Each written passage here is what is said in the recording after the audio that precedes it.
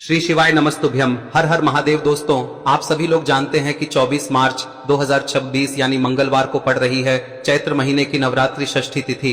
और दोस्तों, ये वो तिथि है जो चैत्र महीने में पड़ने वाली सबसे बड़ी तिथि है, क्योंकि यह मंगलवार के दिन पड़ रही है और इसका बहुत ही बड़ा और विशेष महत्व होता है। पूज्य गुरु जी ने कहा है, अगर कभी भी मौका लग जाए और चैत्र महीने की षष्ठी तिथि मंगलवार को पड़ जाए तो आप लोगों को 11 चावल के दाने वाला उपाय तो अवश्य ही करना चाहिए, और इन दोनों का संयोग बहुत ही कम आता है। और दोस्तों, पूज्य गुरु जी ने अपनी शिव महापुराण की कथा में बताया है, इस दिन आपको 11 चावल दाने वाला उपाय तो अवश्य ही करना चाहिए, क्योंकि ऐसा दिन पूरे साल में सिर्फ एक ही बार आता है। और दोस्तों, आप सभी लोग जानते हो कि नवरात्रि मंगलवार का अगर सबसे बड़ा कोई उपाय है तो वो 11 चावल के दाने वाला उपाय है। तो दोस्तों, इस मंगलवार के दिन आप लोगों को इस 11 चावल दाने वाले उपाय को जरूर करना है।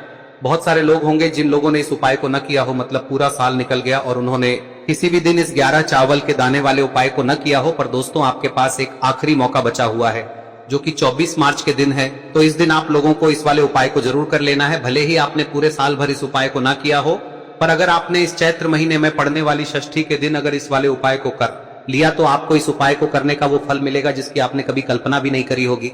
इसीलिए आप लोग इस वाले उपाय को एक बार जरूर कर लेना, ताकि आप लोगों के हाथ से यह मौका ना जा सके और आपको इस उपाय को करने का फल मिल सके। दोस्तों, ये उपाय पंडित जी ने अपनी अभी की ही शिव महापुराण की कथा में बताया है, जिस उपाय को आज हम आपको बहुत अच्छे से समझाने वाले हैं।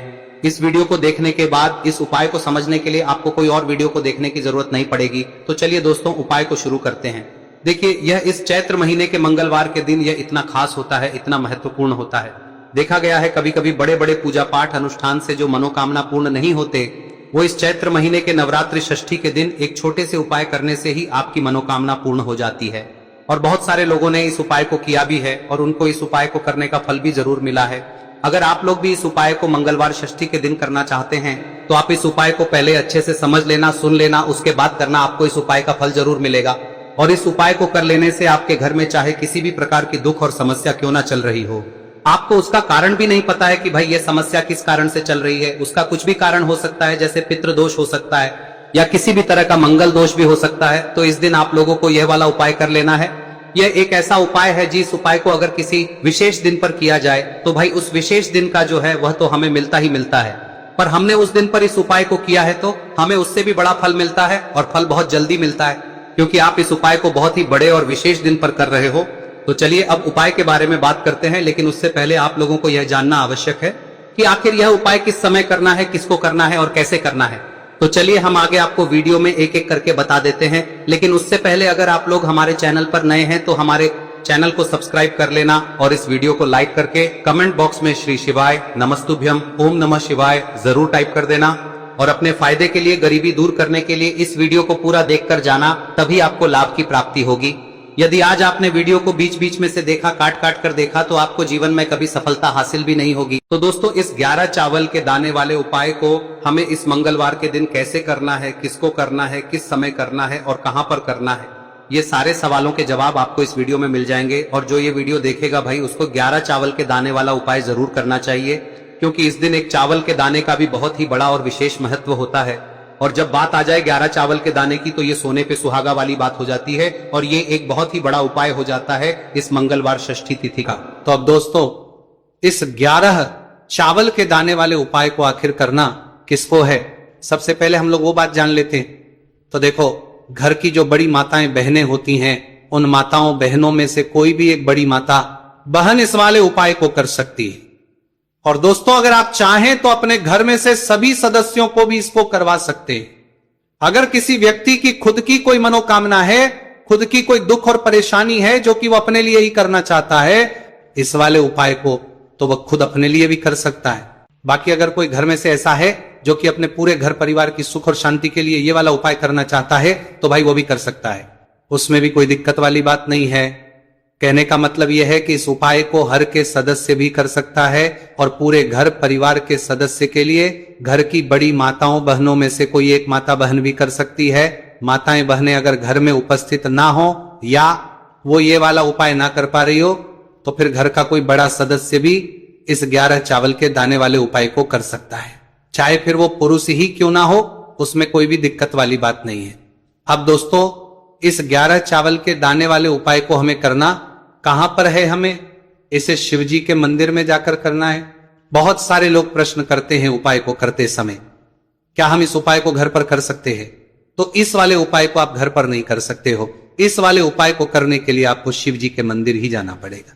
उसके बाद में दोस्तों जो अगला प्रश्न निकल कर आता है वो ये आता है इस उपाय को लेकर कि आखिर इस उपाय को हमें किस समय करना है, सुबह के समय करना है कि शाम के समय करना है?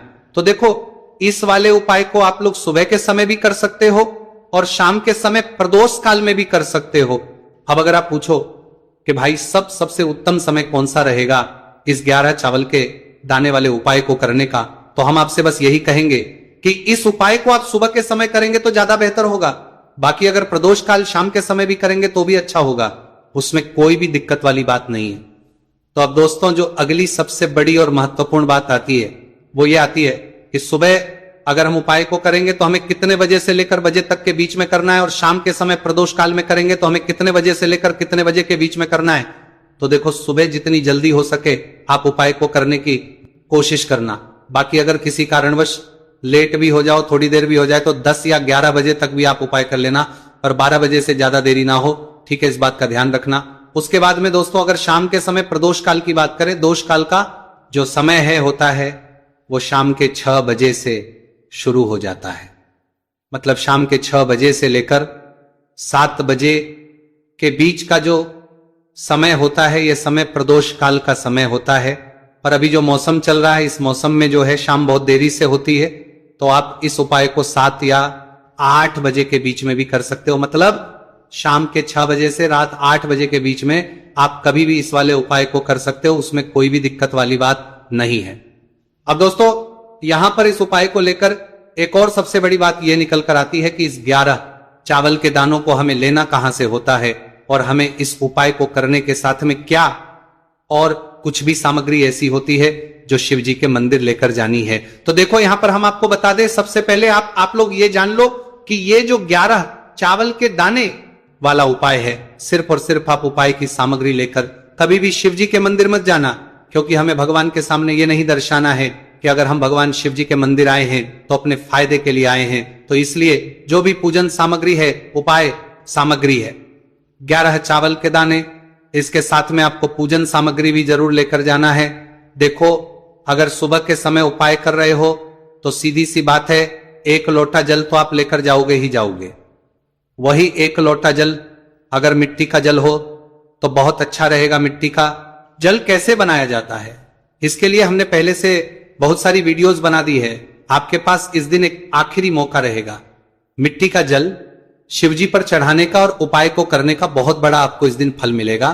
तो इसलिए इस दिन हो सके तो भाई मिट्टी का जल चढ़ाना, तो अपने साथ में कम से कम 1 लोटा जल तो आपको लेकर जाना ही जाना है। अगर मिट्टी का जल नहीं है तो घर का जल भी आप इस्तेमाल कर सकते हो। इसके अलावा जो भी पूजन सामग्री है, देखो 11 चावल के दाने ये अलग आपके रहेंगे, और जो आपकी पूजन सामग्री रहेगी वो अलग रहेगी। पूजन सामग्री में आप जो भी चीज लेकर जाना चाहे वो लेकर जा सकते हैं, उसमें कोई भी दिक्कत वाली बात नहीं है। वही अगर हम बात करें शाम के समय की, तो शाम के समय शिवजी पर जल नहीं चढ़ता है, इसीलिए शाम के समय आप लोग एक दीपक तैयार कर ले जो कि गोलबत्ती का, आटे का, शुद्ध देसी गाय का घी का होगा है। इस बात का आप लोगों को ध्यान रखना है, और इस दीपक को आपको घर से जलाकर नहीं लेकर जाना है, भगवान शिव जी के मंदिर में जाकर ही जलाना है। इस बात का भी आप लोगों को ध्यान रखना है।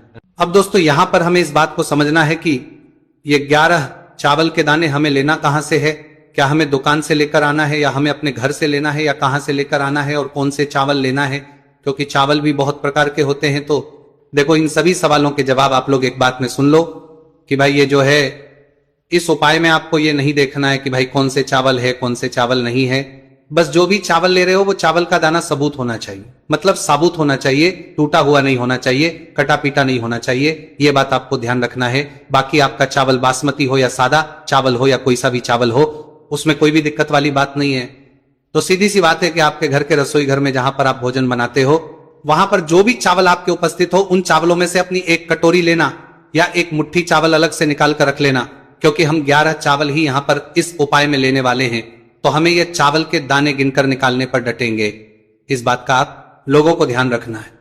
तो अपने उस चावल की कटोरी में से या चावल में से 11 ऐसे चावल के दाने आप लोग निकाल लो जो कि टूटे हुए ना हो, कट्टे पीटे ना हो, जिनमें कोई दाग ना लगा हुआ हो, है ना।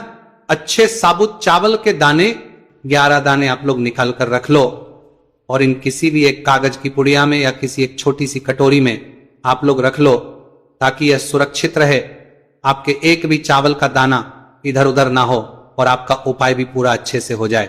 तो भाई जैसे ही आपका उपाय की जो सामग्री है 11 चावल के दाने ये तैयार हो जाते हैं, उसके बाद में आपको जो भी अपनी पूजन सामग्री है सुबह के समय कर रहे हो तो एक लोटा जल या पूजन सामग्री जो लेकर जाना चाहो उसकी भी तैयारी कर लेना, और किस समय जा रहे हो तो भाई अपना जो दीपक है उसे तैयार कर लेना, ठीक है। और उपाय को करते समय शुद्धता का विशेष रूप से ध्यान रखना, ठीक है। सुबह सुबह स्नान करने के बाद ही उपाय को करने की आप लोग तैयारी करना।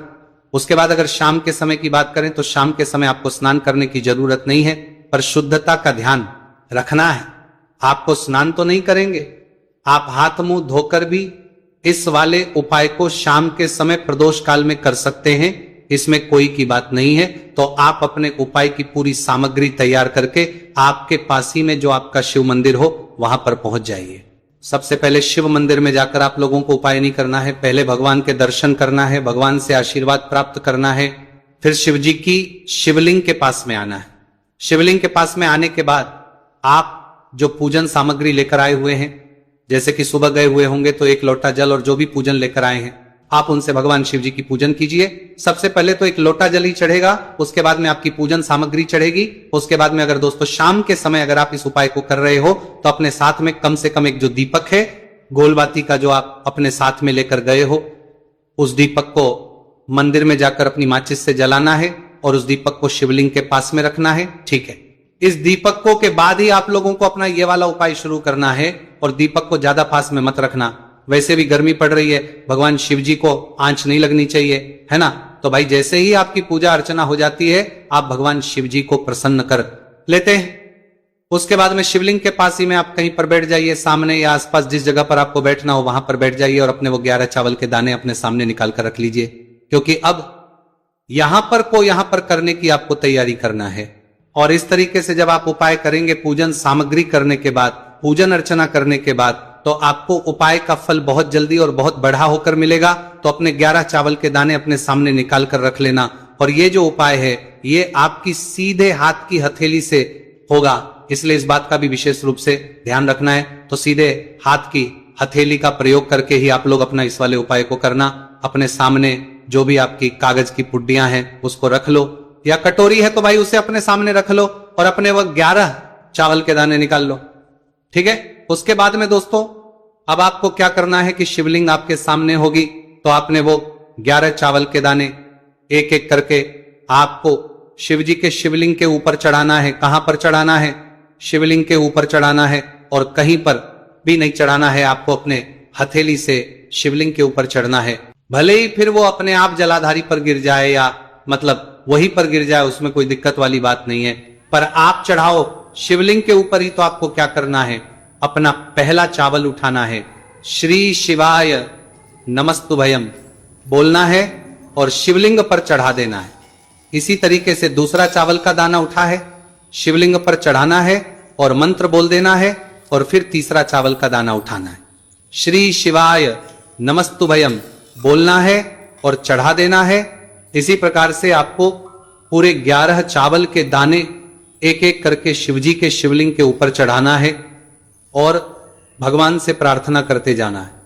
मतलब प्रार्थना तो आपको आखिरी में करना है, पर हर एक के दाने को चढ़ाते समय श्री शिवाय नमस्तु भयम जरूर बोलना है। उसके बाद ही में ये चावल का दाना शिवलिंग के ऊपर आपको चढ़ाना है। जैसे ही आपके 11 चावल के दाने शिवलिंग के ऊपर जाते हैं तो भाई उसके बाद में आपको क्या करना है, भगवान से अपनी मनोकामना बोलना है। मनोकामना भी कब बोलना है? जब आपका 11 चावल का दाना आपके सीधे हाथ की हथेली में हो और आप उसे चढ़ाने के लिए जा रहे हो, श्री शिवाय नमस्तुभयम बोलकर उस आखिरी चावल के उस शिवलिंग के ऊपर चढ़ा देना और भगवान से फिर अपनी वहां मनोकामना बोल देना। जिस मनोकामना के लिए आप लोग अपना ये वाला उपाय कर रहे हो, जिस भी दुख और परेशानी के लिए आप लोग अपना ये वाला उपाय कर रहे हो, उसके बाद में जैसे ही आप अपनी मनोकामना बोल देते हो, आपका ये वाला उपाय पूरा हो जाता है।